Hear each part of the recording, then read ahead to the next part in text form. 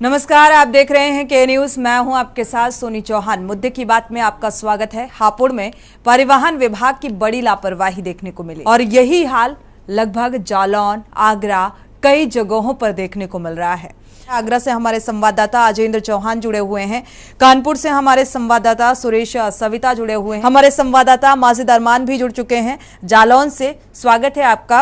अरमान, आपका रुख करेंगे, सुरेश से कर लेते हैं जालौन का, क्योंकि जालौन से भी जो खबर सामने आई या जो तस्वीरें सामने आई उसके आधार पर अगर बात की जाए तो यहाँ पर भी बहुत कोताही बरती जा रही है। प्रशासनिक स्तर पर कार्रवाई के नाम पर महज खानापूर्ति होती नजर आती है। माजिद अरमान, आपका रुख करेंगे, क्या कुछ जमीनी हकीकत यहाँ पर नजर आ रही है? देखिए, आपको बता दें कि बुंदेलखंड का जालौन एक ऐसा स्थान है जहां पर झांसी, कानपुर, औरैया और बांदा जैसे तमाम क्षेत्र की यहाँ से सड़कें जाती हैं। और यहाँ पर सबसे बड़ी बात यह है कि सबसे ज्यादा हब जो यहाँ बालू खनन का माना जाता है, इसकी वजह से जो है ओवरलोड गाड़ियों का होना, ये बात अलग है कि बसों का जो 36 बसें जो हैं जो चल रही हैं वो चीज एक अलग बात है। लेकिन जो ओवरलोड जो गाड़ियां यहाँ पे चल रही है लगातार, जो ओवरलोड चल रहा है जिसकी वजह से सड़कें खराब हो रही है, आए दिन जो ट्रक के एक्सीडेंट हो रहे हैं ओवरलोड की वजह से, यहाँ परिवहन विभाग इसको ओवरलोड को नहीं देखता है। और अगर कभी कोई पकड़ा जाता है तो ले देखो उसको छोड़ भी दिया जाता है। लेकिन उससे ज्यादा खतरनाक बात यह है कि स्कूली बसें जो चल रही है, स्कूली बसों में जो बच्चों के एक्सीडेंट लगातार हो रहे हैं। पिछले दिनों कई एक्सीडेंट स्कूल की बस से हुए हैं जिसमें बच्चे घायल हुए हैं। बच्चों की एक दो की मौत भी हो चुकी है, लेकिन उसके बाद भी प्रशासन जो है इसको समझने की कोशिश नहीं करता, ना समझने के बात करती है। और क्योंकि लगातार इस तरीके से कहीं ना कहीं लोगों का नुकसान जरूर होता हुआ नजर आ रहा है। और यही बात है कि जो बसें जो यहाँ पर जो चलती हैं उनका फिटनेस जो कराई जाती है, फिटनेस ले देके फिटनेस दी जाती है। परिवहन विभाग किस तरीके से काम अपना कार्यशैली दिखाता है, कहीं ना कहीं संदिग्ध उसमें मामला नजर आता है। क्योंकि सड़कों पे जो बसें 36 चल रही है तो क्यों चल रही है? अगर फिटनेस होती तो इस तरीके से एक्सीडेंट ना होते। और ओवरलोड चल रहा है तो क्यों जांच होती या उस पर कार्रवाई करते? तो ये ओवरलोड है। बिल्कुल, देखा जाए आमतौर पर ट्रैफिक नियमों का जिस तरीके से प्रशासनिक अमला पालन कराए जाने को लेकर गंभीर नजर आता है।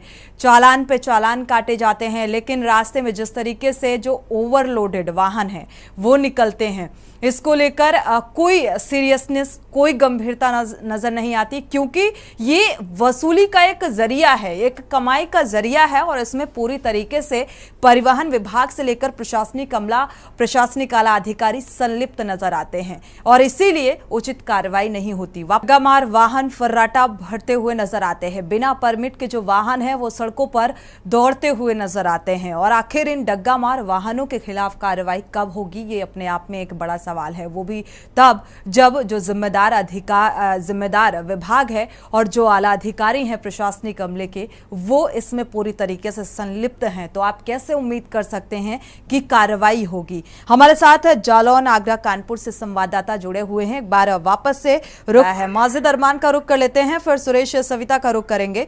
माजिद अरमान, आपका रुख करेंगे। अगर देखा जाए यहाँ पर जो जिम्मेदार है, अगर प्रशासनिक स्तर पर या जिम्मेदार विभाग की तरफ से कोई लापरवाही बरती जाती है तो शासन स्तर पर भी एक जिम्मेदारी बन जाती है कि आखिर क्यों ये नहीं रुक पा रहा है, क्यों जिम्मेदार विभाग की तरफ से कार्रवाई नहीं हो रही है। यानी कि शासन स्तर पर भी जिम्मेदारी को लेकर सवालिया निशान लगता है। मॉनिटरिंग होनी चाहिए, जो कि होती नजर नहीं आती है। जी बिल्कुल सोनी, आपको बता दें जिस तरीके से शासन स्तर पर जो कार्रवाई की जाती है वो लगातार हो रही है। और शासन स्तर पर लोगों को निर्देश दिए जाते हैं और सख्त आदेश देने के बावजूद भी जिस तरीके से यहाँ पर प्रशासन जो जिले का जिम्मेदार अधिकारी जो है वो इसको जिम्मेदारी न निभाते हुए लापरवाही करते हैं और कुछ न कुछ यहाँ पे खेल जो है नजर आता है। यही वजह है कि जहाँ पर लगातार लोगों को जो सही तरीके से गाइड देना चाहिए वो यहाँ पर लोगों को नहीं दिए जाते हैं। क्योंकि एक विभाग नहीं बल्कि इसमें कई विभाग ऐसे शामिल हैं जो भ्रष्टाचारी का खेल खेलते हैं और लगातार अपनी अपनी जिम्मेदारियों को दरकिनार कर अपने पैसों के भ्रष्टाचार में शामिल हो जाते हैं। तो क्योंकि जब ओवरलोडिंग है तो ARTO उसको खाना चलता कर देते हैं। हालांकि पिछले दिनों जब के न्यूज में प्रमुखता से खबर दिखाई थी तो उसका असर था, कुछ दिन तक ओवरलोडिंग पे कार्रवाई हुई और यहाँ पे ओवरलोडिंग बंद हुई, लेकिन इसके बाद फिर जो कार्रवाई शुरू हो गई और उस तरीके से फिर से जो बिल्कुल। है ओवरलोडिंग चलने लगी है। लेकिन तो ये भी बता दें कि शासन द्वारा लगातार जो है निर्देश दिए जा रहे हैं कि सड़कों पर ध्यान दिया जाए और रोड को सही रखा जाए, लेकिन ओवरलोडिंग की वजह से सड़कें बिल्कुल, ये लगातार जारी है क्योंकि ठोस और उचित कार्रवाई नहीं होती। शुक्रिया आप सभी का ये जानकारी साझा करने के लिए। लेकिन यातायात व्यवस्था जो है वो पूरी तरीके से अव्यवस्थित नजर आ रही है क्योंकि लगातार सड़कों पर जाम की स्थिति भी देखने को मिल रही है, ओवरलोडेड वाहन भी नजर आएंगे और वसूली का जो धंधा है प्रशासनिक अमले का वो जोरों पर है। और इसके लिए ARTO से लेकर सेल टैक्स से लेकर जो परिवहन विभाग ये सभी जिम्मेदार हैं क्योंकि इन्हीं की मिलीभगत से और प्रशासनिक अमले की मिलीभगत से ये जो कारोबार है वो फल फूल रहा है। इसी के साथ मुद्दे की बात में फिलहाल बस इतना ही। आगे खबरों के लिए आप देखते रहिए के न्यूज़ इंडिया।